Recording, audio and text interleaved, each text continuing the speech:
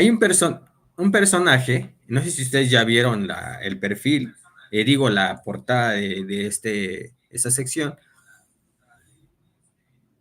Hay un señor que está llamando a través de sus redes sociales para que no se salga a votar el día 1 de junio.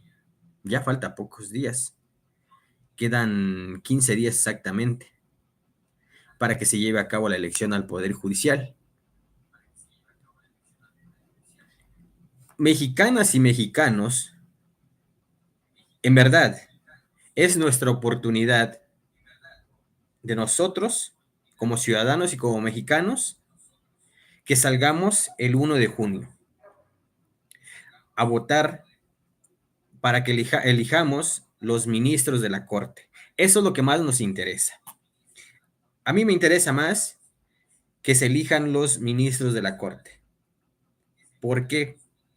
Porque si nosotros no salimos a votar el 1 de junio, va a seguir imperando todavía, o van a decir los del PRIAN que fue un fracaso la elección al Poder Judicial. Si nosotros demostramos que como mexicanas y mexicanos podemos demostrar que sí podemos elegir los ministros de la Corte, hay que ponerle un tapón de boca a esos prianistas. El próximo 1 de junio nos van a dar 6 boletas. Y de esas 6 boletas vamos a elegir, en una boleta vienen ministros, mujeres y hombres. Usted va a votar, va a poner en la boleta, va a poder elegir 5 mujeres y 4 hombres. ¿Por cuál quiere usted que quede para que sea ministro de la Corte? Ya hay un video acá al lado, para que usted lo vaya a ver, aquí al lado está, para que usted lo vaya a ver, eh, cómo se vota, cómo se va a votar el próximo 1 de junio. Ahorita le va a pasar el video de cómo se vota va a votar el primero de junio. Hay que salir a votar, no hacerle caso a Ricardo Salinas, a Lorenzo Córdoba, quienes son los que están pidiendo. Ricardo Salinas dice, no salgan a votar, incluso ya puso a trabajar a sus empleados. Está la Pati Chapoy, que usted lo conoce, en sus redes sociales, no salga a votar el próximo 1 de junio. Ese es el mensaje que están poniendo en sus redes sociales. ¿Qué quieren hacer con eso? ¿Qué pretende Ricardo Salinas hacer con eso? Pues no pagar sus impuestos. Es lo único que él quiere, que no, o sea, él quiere que todavía, o sea, que no se lleve a cabo esta elección al Poder Judicial para que se siga manteniendo sus privilegios. Eso es lo que quiere Ricardo Salinas, pero no. Hay que salir a demostrar que este próximo 1 de junio todos vamos a votar y vamos a elegir los ministros de la Corte. Le digo, a mí en lo personal me interesa más elegir los ministros de la Corte. Ministros. Ya los magistrados y jueces y todo eso, pues eh, hay que votar también, pero pues lo más interesante es la Corte. Que los mexicanos y las mexicanas renovemos la Corte. Eso es lo que interesa. Le voy a poner el video para que usted escuche, dice Ricardo Salinas. Los alumnos, al público, a los académicos, a las personas que nos acompañan, a que conversen con el señor ministro.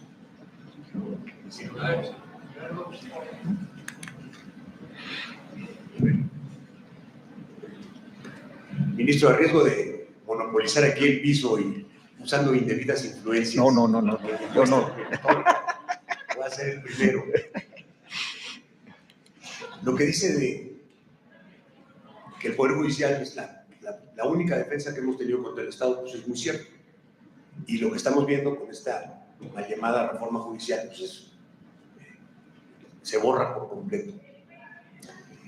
Cuando pasó la reforma, se acordarán cómo fue, ¿verdad? En diputados resulta que el 53% del voto se agenció de alguna manera el 75% de los diputados, legal, legalísimo. Y como no tenían los votos de los senadores, llegaron a los 83 votos comprando y extorsionando y amenazando otros 4 votos. Pero eso no sale en el score, como en el golf, ¿verdad? Y ahora, en un extremo de cinismo, nos convocan a todo el pueblo a ir a votar y a convalidar todo este fraude.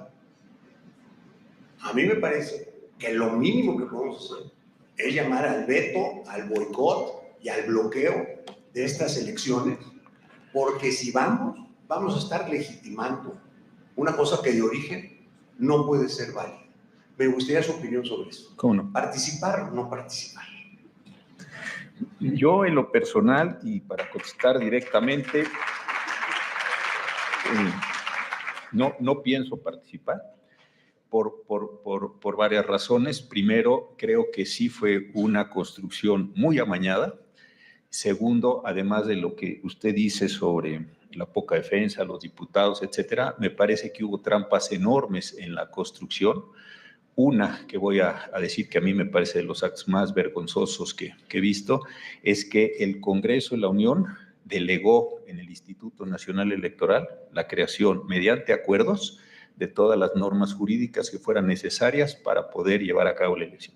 Es decir, es un Congreso electo, soberano, todo lo que ustedes, los adjetivos que le quieran poner. Dijo, muy bien, para que esta elección funcione, te delego a ti una autoridad importantísima, sin duda, que es el Instituto Nacional Electoral, para que mediante acuerdos administrativos arregles todo esto. Esto me pareció de verdad increíble. Segundo, también me ha parecido que han tomado una serie de decisiones que han deformado toda la elección. Si uno ve la Constitución, dice que las elecciones serán por circuitos judiciales. Cuando se dieron cuenta lo que significaba una elección por circuitos judiciales, la fueron desgranando hacia distritos, hacia secciones. De final de cuentas, entonces ahí hay un fraude abierto a las posibilidades de elección. Tercero, como ustedes saben, va a ser la mitad de las casillas respecto a la elección anterior. Entonces, estamos hablando de muy pocas casillas para ahí. Cuarto, las personas tomarán, es el cálculo que se está haciendo, un 20-25 minutos por votante para poder sacar. Calculen ustedes entonces que serán más o menos 3 votantes por hora para que ustedes puedan ir a esas cuestiones.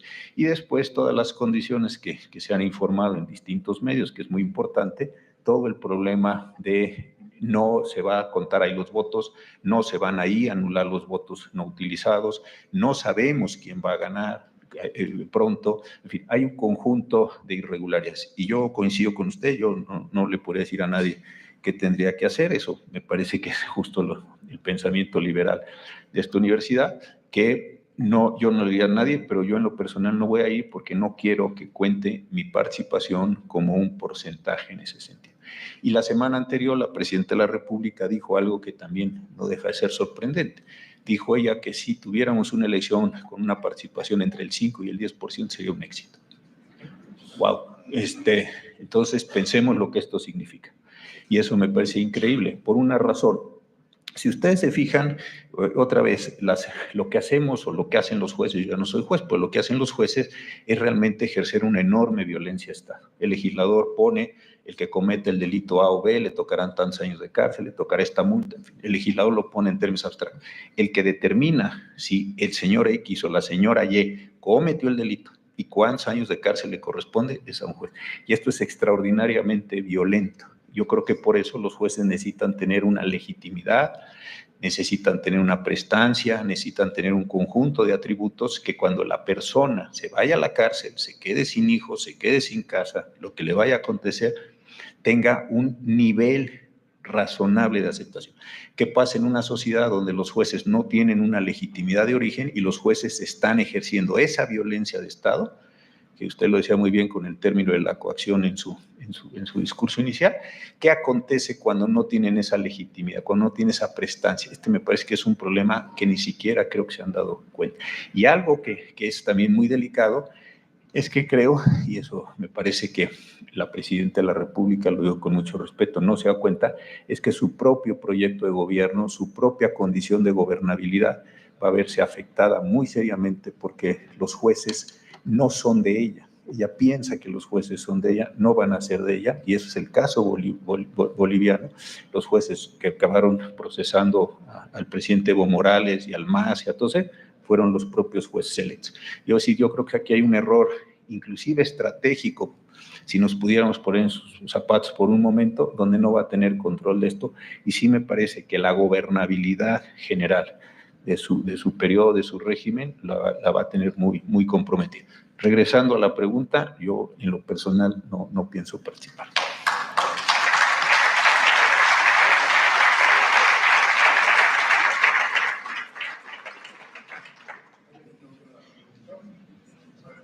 Allá arriba un compañero.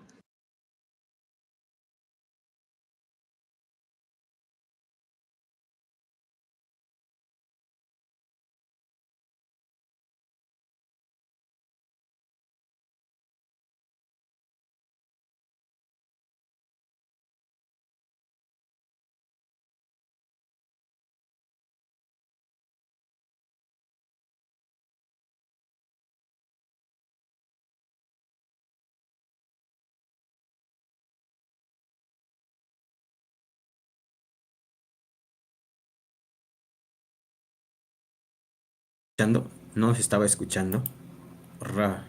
Ok. A ver, le decía yo que es un cinismo que tiene Ricardo Salinas Pliego, dueño de Azteca, para, no, para llamar a no salir a votar el próximo 1 de junio. Es un cinismo enorme. ¿Con qué cara habla? ¿Con qué cara le habla a la gente, a los mexicanos, cuando él se la pasa insultando a todos los mexicanos? En verdad, lo llama zurdos de miércoles, llama a los mexicanos y ahora pide que no salgamos a votar. Le pide a los mexicanos que no salgan a votar porque es una farsa, porque es un fraude. ¿Cuál fraude? ¿Cuál fraude? Los mexicanos estamos preparados para salir a votar el próximo 1 de junio.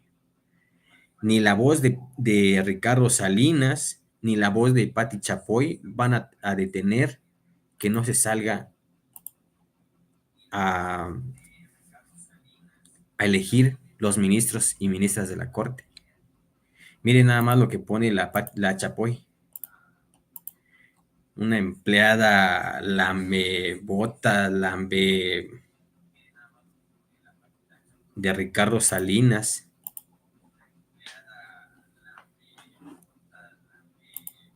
¿Cuándo se va a ir Pati Chapoy de este mundo? De este mundo. Ya muy pronto. Porque en verdad le hacen el trabajo. Bueno, pues hay que obedecerle al jefe, al patrón, ¿no? Porque de ahí traga, de ahí come la señora Chapoy. No votes en la farsa judicial. No seas cómplices de pendeja. Eso es lo que dice la Chapoy. En lugar, a ver, pero ellos dicen que ya no hay democracia y todo eso. Entonces, lo que vamos a salir a hacer el próximo 1 de junio, los mexicanos, no es democracia. No es libertad de democracia. Vamos a salir, somos pendejos, porque vamos a salir a votar, así, tal cual nos llaman. Si salimos a votar, somos pendejos. Eso es lo que dice la Chapoy.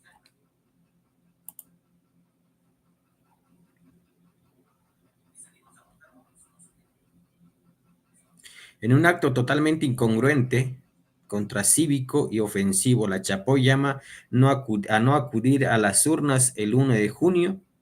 No les duele, les arde la democracia. Exactamente.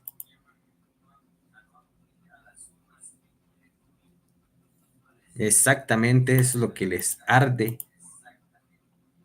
porque el pueblo ya despertó, ya no tan fácil se cree de estos señores.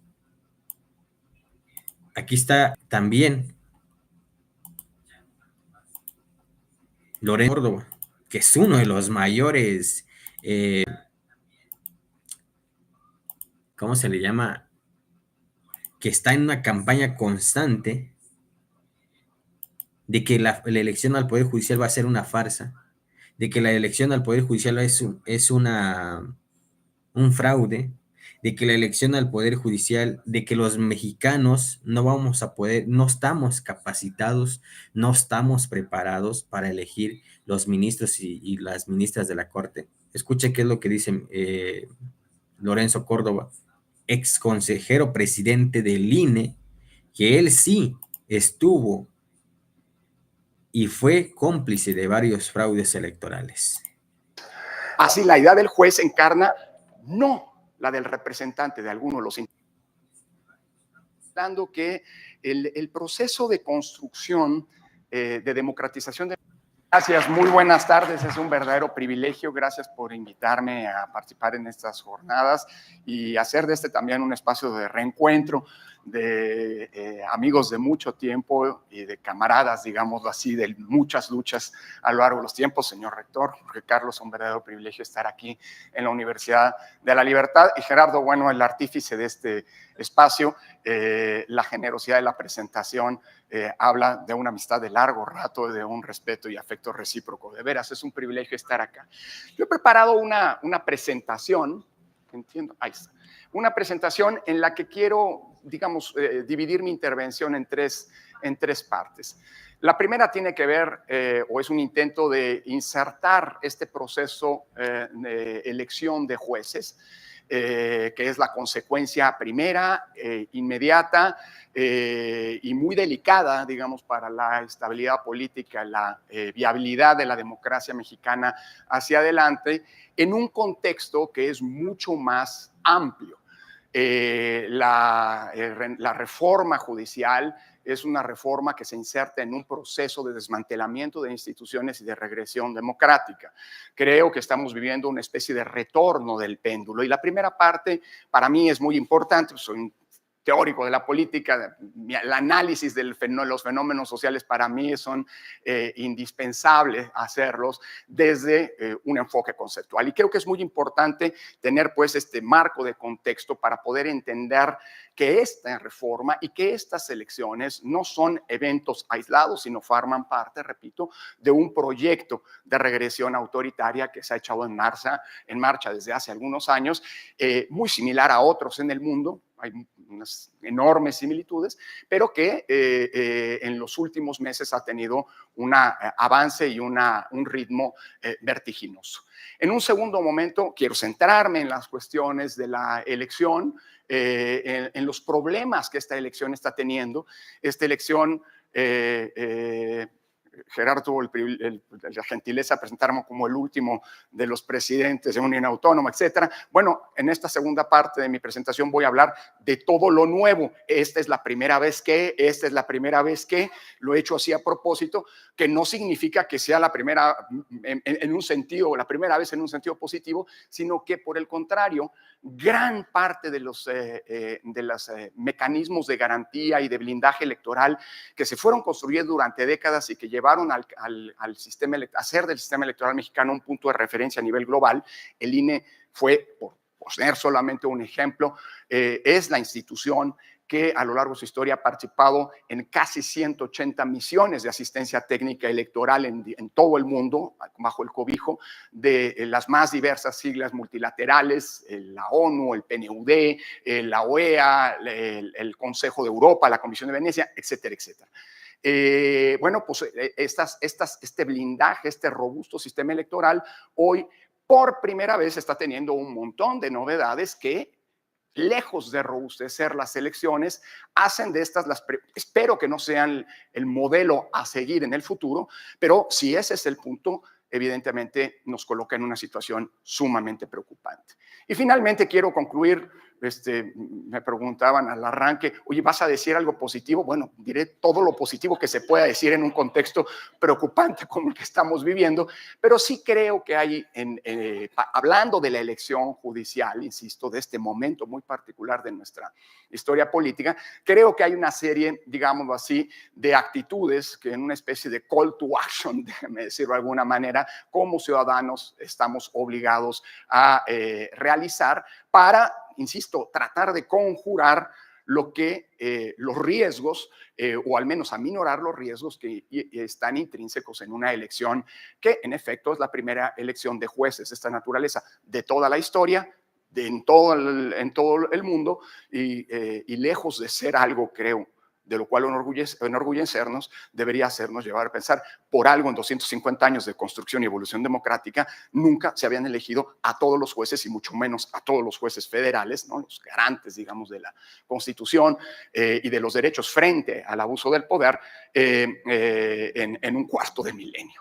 Bueno, arranco bajo esta ruta que he delineado, señalando que el proceso de construcción de democratización de nuestro país pasó, hay muchas interpretaciones en este sentido, y casi todas, debo decir, se han centrado en la dimensión estrictamente electoral, no sin razón. Lo electoral fue la avenida, digámoslo así, que permitió que muchos cambios en clave democratizadora ocurrieran en el país. Pero creo que el proceso de democratización en México, si bien, insisto, tiene una avenida primordial en la dimensión electoral, en la reinvención de nuestro sistema electoral, también es cierto que abarcó otros espacios que era indispensable transformar para dejar atrás el régimen autoritario que se había conformado, digamos, al cabo de la Revolución Mexicana durante el siglo pasado.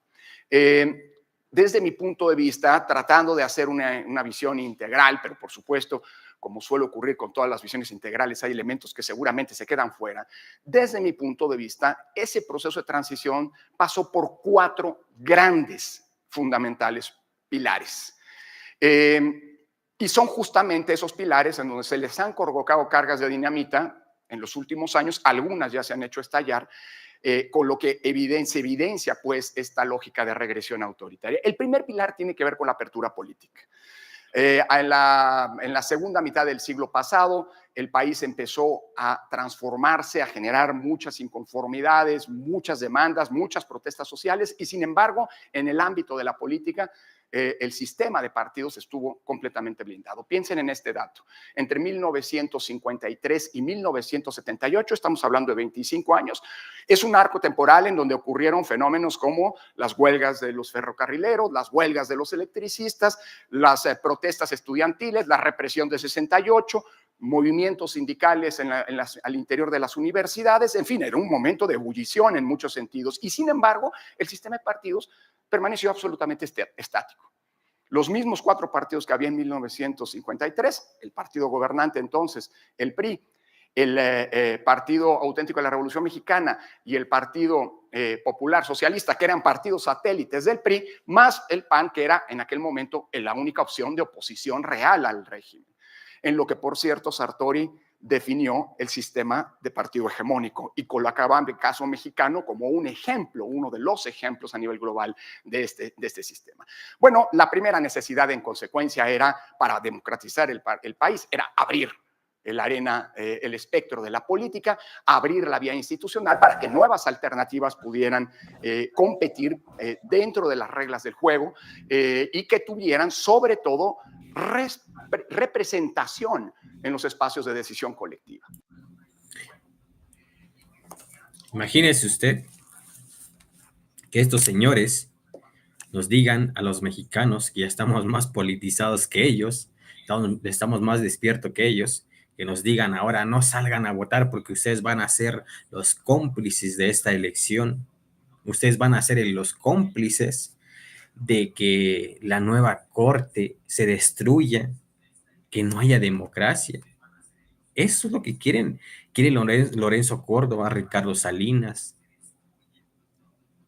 y el resto del PRIAN. Eso es lo que quieren, que no salgamos a votar el próximo 1 de junio.